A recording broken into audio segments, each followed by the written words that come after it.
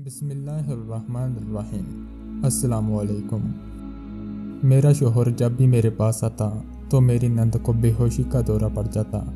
ये अजीब इत्तेफाक था। मैं हैरान थी कि नंद को पता कैसे चल जाता है। अब मुझे शक हो गया था। मैं एक दिन अचानक उसके कमरे में गई और उसे कमरे से बाहर निकाल दिया। मेरी इस हरकत पर मेरी नंद बहुत घबरा गई और मुसलसल दरवाज़ा पीटने लगी, ऐसे जैसे कमरे के अंदर उसने कोई खजाना छुपा रखा हो और मैं उस खजाने को चोरी कर लूंगी। मैंने उसकी एक ना सुनी और कमरे की तलाशी लेने लगी, ये सोच के कि शायद कोई सिरा मेरे हाथ लग जाए। कमरे में तो मुझे कुछ ना मिला, लेकिन जैसे ही मैंने गुस्लखाने का दरवाज़ा खोला तो सामने का मंजर देखकर मेरी जान निकल गई। मुस्तकबिल के सुहाने ख्वाब अपनी आंखों में सजाए। मैं इस घर में आ तो गई, लेकिन मेरे सारे ख्वाब शादी की पहली रात को ही चकनाचूर होकर रह गई। जब अजीम मेरा घूंघट उठाने के बाद अपनी मोहब्बत भरी बातों से मेरे कानों में रस घोल रहे थे कि अचानक कमरे से बाहर से अजीब सा शोर बुलंद होने लगा। अजीम समेत मैं भी परेशान हो गई। अजीम मुझे कमरे में तन्हा छोड़कर बाहर लॉन्च की तरफ भागे। मैं हमारे शर्म के बाहर न गई। एक तो मैं नई दुल्हन थी, दूसरा यहाँ किसी को नहीं जानती थी सवाए अपनी सास के। अजीम को भी आज ही मैंने रूबरू देखा था, वरना उनकी तस्वीर ही देखी थी। मैं वहाँ बैठकर अजीम का इंतजार करने लगी, लेकिन पता चला कि मेरी नंद को बेहोशी का दौरा पड़ा है और अजीम उसे अस्पताल लेकर गए हैं। मैं अजीम का इंतजार करते करते सो गई। फजर के वक्त वो आए और सो गए। सारी रात अस्पताल में गुजारने के बाद उन्हें नींद आ गई। मैंने अजीम से कल वाले वाक़े के मुतल्लिक पूछा तो वो टाल गए। कहने लगे कि नूरीन मेरी 30 साल बहन है, उसकी सेहत ठीक नहीं रहती और दौरे पड़ते हैं। अजीम ने कहा तो मुझे नूरीन का बहुत दुख हुआ। फिर अगले ही दिन अजीम नौकरी के सिलसिले में दूसरे शहर चले गए। वहाँ उनको अभी घर नहीं मिला था, इसलिए मुझे मजबूरन ससुराल में ही रहना था। कुछ दिनों में मैंने घर के कामों में हिस्सा लेना शुरू कर दिया। अरे भाभी, आप क्यों काम करते हैं? मैं कर दूंगी ना आपके हिस्से के काम। मुझे किचन में बर्तन धोते हुए मेरी नंद नूरीन ने देखा तो बोली। नूरीन मुझसे 8 साल बड़ी थी। अभी आप काम करेंगी, लेकिन आप तो बीमार हैं। मैंने नंद से कहा तो उसे गुस्सा आ गया। आप ही किसको कहा तुमने? मैं आप ही लगती हूँ तुम्हें? तुम मुझे यह बताना चाह रही हो कि मैं तुमसे उम्र में बड़ी हूँ। नूरीन बच्चों की तरह रोने लगी और मैं परेशान हो गई। मेरी उम्र 22 साल थी और नूरीन की उम्र 30 साल। उम्र का फर्क तो था, इसलिए मैंने आप ही कहा तो वो गलत समझ गई। आप नाराज ना हो, मैंने तो ऐसे ही कह दिया। आपको बुरा लगा तो आइंदा नहीं कहूँगी, मैंने बात संभालते हुए कहा। अच्छा, फिर आज से हम दोनों दोस्त हैं। वो एकदम से खुश होगी। फिर नूरीन मेरी दोस्त बन गई, मेरे सामने ऐसे हरकतें करती जैसे मुझसे छोटी हो। मुझे समझ आ गई कि नूरीन की उम्र तो ज्यादा थी, लेकिन उसका जहन लड़कपन से आगे नहीं बढ़ सका। इसके पीछे क्या वजह थी मुझे समझ नहीं आ रहा था। शायद ये इंसानी नफ्सियात का मसला था। फिर हफ्ते के बाद अजीम घर आ गए। मैं उन्हें देखकर खिल उठी और खूब तैयार हुई और घर के किसी काम को आज मैंने हाथ नहीं लगाया। अजीम ने बताया कि वह सिर्फ एक रात के लिए आए हैं। आज हफ्ता था और कल इतवार की शाम को अजीम ने वापस जाना था। अजीम शाम से लेकर रात के खाने तक लॉन्च में अपनी माँ के साथ बैठे रहे। चाय भी वहाँ ही पी और फिर रात का खाना सबने मिलकर खाया। मैं खाने के बाद कमरे में आ गई और अजीम का इंतजार करने लगी। अजीम खाने के बाद चहलकदमी पर चले गए। फिर आधे घंटे बाद वापस आए। मैंने उन्हें देखकर नजरें झुका ली। वो मेरे करीब आकर बैठ गए और मुझसे बातें करने लगे। मेरे हुस्न की तारीफ भी करने लगे। महरू, जब मैंने तुम्हें पहली बार देखा था तो मुझे तब से ही पहली नज़र में मोहब्बत हो गई थी।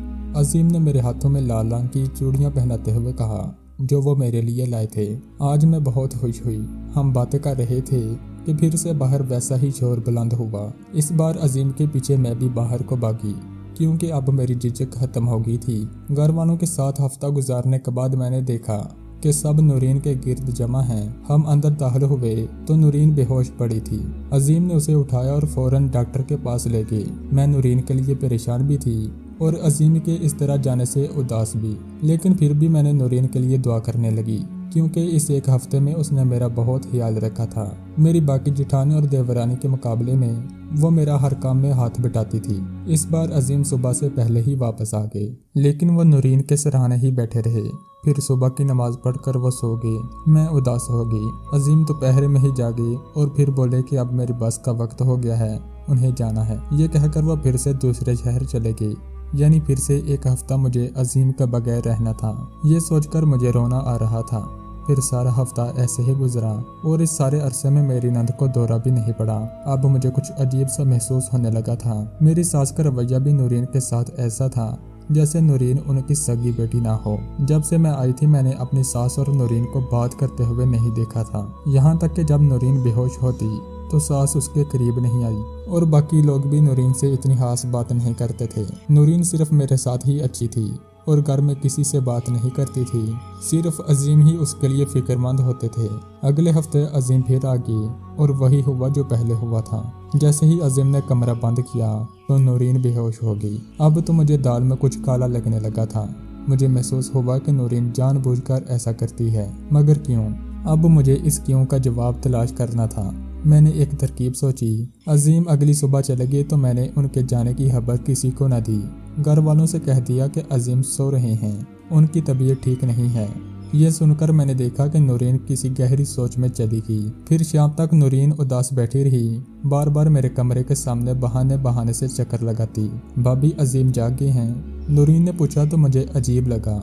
उसने कभी अजीम को अजीम भाई नहीं बोला था, उन्हें सिर्फ अजीम कहती थी। पहले मैंने सोचा कि इसे कहूँ कि अजीम को भाई कहा करो, खाली नाम लेना बुरा लगता है। फिर मुझे याद आया कि मैंने जब उसे आप ही कहा था तो वो कैसे रोने लगी थी, इसलिए मैं कुछ न बोली। जैसे ही रात हुई तो मैंने नौकरानी को अपने कपड़े पहना दिए और खुद अजीम के कपड़े पहन लिए और कमरे को कुंडी लगा दी। सब घर वाले सोने चले गए। मैंने नौकरानी को मोटी रकम दी थी इस ड्रामे के लिए। थोड़ी देर बाद मुझे महसूस हुआ कि हमें कोई देख रहा है, मगर कहाँ से? मुझे महसूस हुआ कि मेरे कमरे की दीवार, जो कि नूरीन के कमरे की दीवार से मिली हुई थी, वहाँ कोई पेंटिंग लगी हुई थी। मुझे महसूस हुआ कि उस पेंटिंग में कोई हरकत हुई है। मुझे समझ नहीं आई, ऐसा लगा कि वहाँ कोई छिपकली थी। शायद मेरे जहन में कोई धमाका हुआ और मैं फौरन नूरीन के कमरे की जानब भागी। मैंने नूरीन को हाथ से खींचकर कमरे से बाहर निकाला और उसके कमरे की तलाशी लेने लगी। नूरीन बुरे तरीके से दरवाज़ा पीटने लगी, लेकिन मैंने नूरीन की एक न सुनी। कमरे में मुझे कुछ नहीं मिला, लेकिन जैसे ही मैंने गुस्लखाने का दरवाज़ा खोला तो मेरी जान निकल गई, क्योंकि वहाँ से पेंटिंग की पुश्त दिखाई दे रही थी जो मेरे कमरे की दीवार पर आवेजा थी। मैंने पेंटिंग की पुश्त को सर किया तो मुझे वहाँ पर मेरा कमरा वाज़ेह तौर पर नजर आने लगा। मेरा गुस्से से बुरा हाल हो गया, यानी नूरीन मुझे और अजीम को छुप छुप कर यहाँ से देखती है। मैंने दरवाज़ा खोल दिया और नूरीन को एक जोरदार थप्पड़ मारा। शर्म आनी चाहिए तुम्हें, अपने भाई और भाभी के कमरे में इस तरह चोरी छुप के झांकते हुए। मैंने गुस्से से कहा, भाभी मेरी बात सुने प्लीज। नूरीन ने मुझे अपने कमरे के अंदर किया और कुंडी लगा दी। मैं अभी अजीम को फ़ोन करके सब बताती हूँ। मैंने फ़ौरन अजीम का नंबर मिलाना शुरू किया तो नूरीन ने मेरे हाथ से फ़ोन छीन लिया।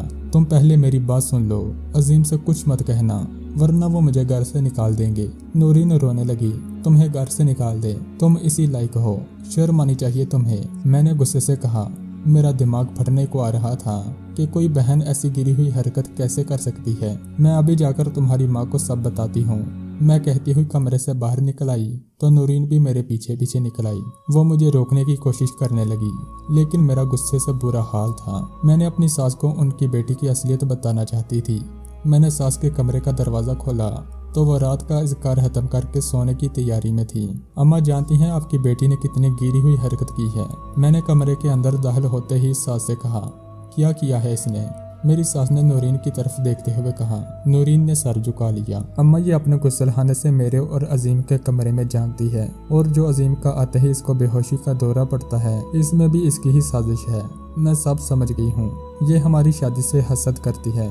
मैंने अपने गुस्से को काबू करते हुए सास से कहा, लेकिन मुझे हैरत का झटका तब लगा जब सास ने इस बात पर कोई रद्द-ए-अमल ज़ाहिर नहीं किया। सो जाओ तुम दोनों, बहुत रात हो गई है। सास ने आराम से कहा तो मेरा खून फिर से बुलंद होने लगा। आपको अपनी बेटी की कोई गलती नजर नहीं आ रही? आप इसे कुछ कहती क्यों नहीं? सिर्फ इसलिए कि ये आपकी बेटी है?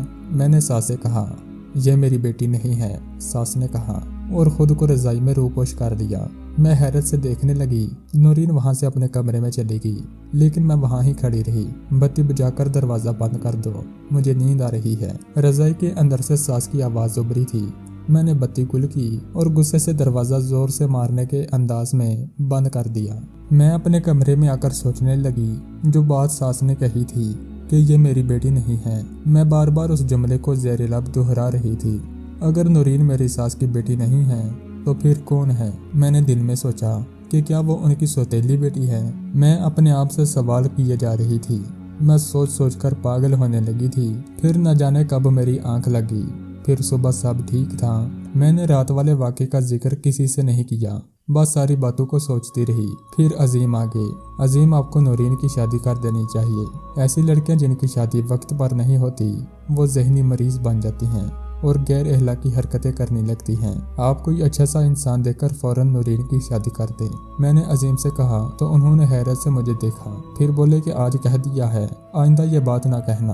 अजीम ये कहकर कमरे से बाहर चले गए। मुझे बहुत बुरा महसूस हो रहा था। मुझे लग रहा था कि मैं अजीम की नज़रों में गिर गई हूँ। मैंने फैसला किया कि अजीम को सब सच बता दूंगी, वरना वो मुझे गलत ही समझते रहेंगे। मैं जहनी मरीज बनती जा रही थी। अब इस घर का माहौल मेरी समझ से बाहर था। इस मर्तबा नूरीन ने कोई तमाशा नहीं किया। फिर मुझे अजीम की यह बात परेशान कर रही थी कि उन्होंने नूरीन की शादी की बात पर ऐसा रद्द-ए-अमल जाहिर क्यों किया। खैर, मुझे फिर से नूरीन से हमदर्दी हो रही थी। मैंने अपनी सास से इस मामले में बात करने की ठान ली। अम्मा, आपको नूरीन की शादी के मुतल्लिक सोचना चाहिए। मैंने सास से कहा तो उन्होंने मुझे अजीब नज़रों से देखा। ये मुमकिन नहीं है, मेरी सास ने मुख्तसर सा जवाब दिया और फिर से तस्बीह पढ़ने में मसरूफ होगी। मुझे अब गुस्सा आने लगा था। क्यों मुमकिन नहीं है?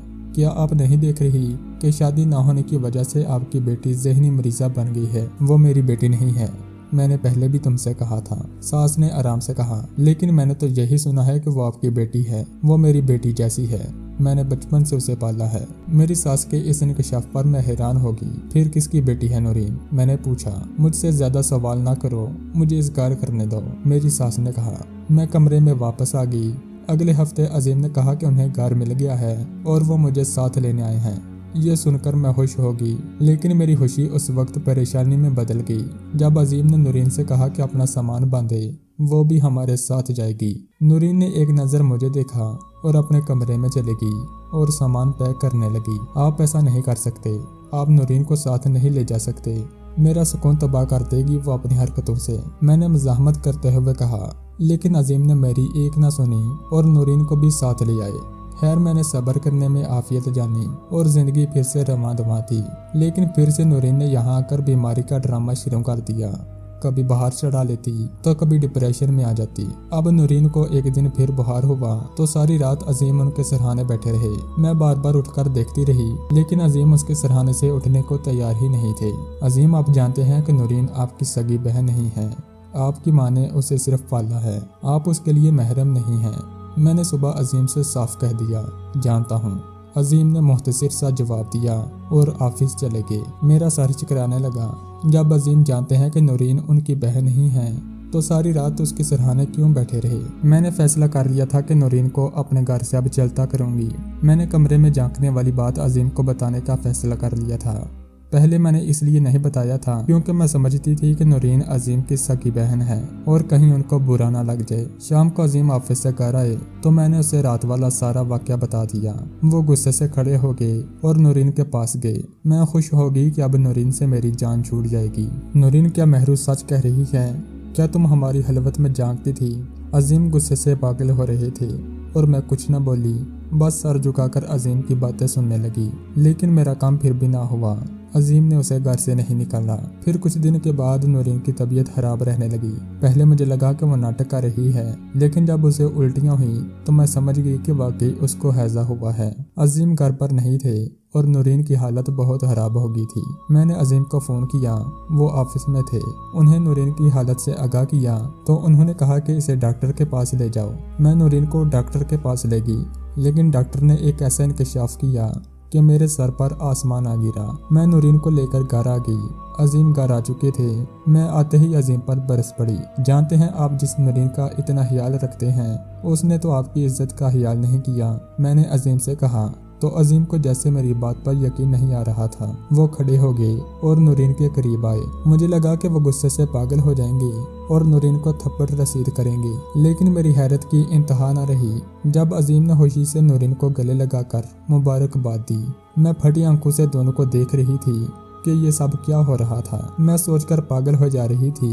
अजीम और नूरीन खुशी से रोने लगे। आप बजाय गुस्सा करने के उसे मुबारकबाद दे रहे हैं। मैंने गुस्से में कहा तो अजीम बोले कि ये मेरा बच्चा है और नूरीन मेरी बीवी है।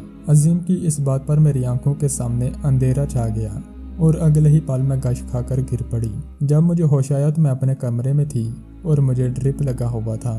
عظیم میرے سرہانے بیٹھے تھے۔ میں نے منہ دوسری طرف پھیر لیا۔ میں سب بتاتا ہوں تم کو مہرو، عظیم نے کہا اور اپنی بات شروع کی۔ نورین میری خالہ کی بیٹی ہے۔ خالہ نورین کو جنم دیتے ہی فوت ہو گئی اور میری امی نے نورین کی پرورش کی۔ جب ہم بڑے ہوئے تو ہمارا سادگی سے نکاح ہوا کیونکہ ابا بیمار تھے اور انہوں نے مرنے سے پہلے ہمارے نکاح کی خواہش ظاہر کی، لیکن 10 سال سے نورین ماں نہ بن سکی تو وہ ذہنی مریضہ بن گئی۔ اسے آئے دن بے ہوشی کے دورے پڑنے لگے اور اولاد کے حصول کے لیے میں نے تم سے شادی کی۔ اپنا اور نورین کا رشتہ تم سے چھپایا کیونکہ نورین نے ایسا کرنے کو کہا تھا۔ اب قدرت ہم پر مہربان ہو گئی ہے۔ تم سے شادی کے وقت نورین نے ہم سب گھر والوں کو قسم دی کہ میں اس رشتے کا متعلق تم کو نہ بتاؤں۔ وہ نیم پاگل ہو گئی تھی، اس لیے ہم سب نے اس کی بات مان لی، پر اللہ نے کرم کیا تو یہ بات ظاہر ہوگی۔ دیکھو مہرو، نورین بن ماں کی بچی تھی، اس نے بہت دکھ دیکھے ہیں اور میری دوسری شادی کی قربانی بھی دی ہے۔ اب تم بھی اس کا وجود قبول کر لو۔ مہرو، نورین بری نہیں ہے، اس نے اب تک تمہارا کتنا خیال رکھا ہے، اب تم بھی انسانیت دکھا کر اسے قبول کر لو۔ عظیم نے مجھے آرام سے سمجھایا۔ میرا دل اسی وقت نرم ہو گیا۔ میں نے نورین کو قبول کر لیا اور اس کو اللہ کی رضا سمجھا۔ سچ کہا تھا عظیم نے، نورین نے واقعی میں بہت دکھ دیکھے تھے اور آزمائشیں بھی جھیلی تھی، لیکن اب غم کے کالے بادل چھٹ چکے تھے۔ جب رب نورین پر مہربان ہو گیا تھا تو میری کیا مجال تھی کہ اس کے ساتھ برا کرتی۔ آج ہم اپنے بچوں سمیت اپنے گھر میں ایک خوشگوار زندگی گزار رہے ہیں۔ اپنے شوہر کی ناجائز محبوبیں برداشت کرنے سے بہتر ہے کہ عورتیں جائز بیوی کا وجود قبول کر لیں تو ایک بہترین اسلامی معاشرے کی بنیاد قائم ہو۔ اللہ تعالی ہم سب کو اپنی حفظ و امان میں رکھے، آمین۔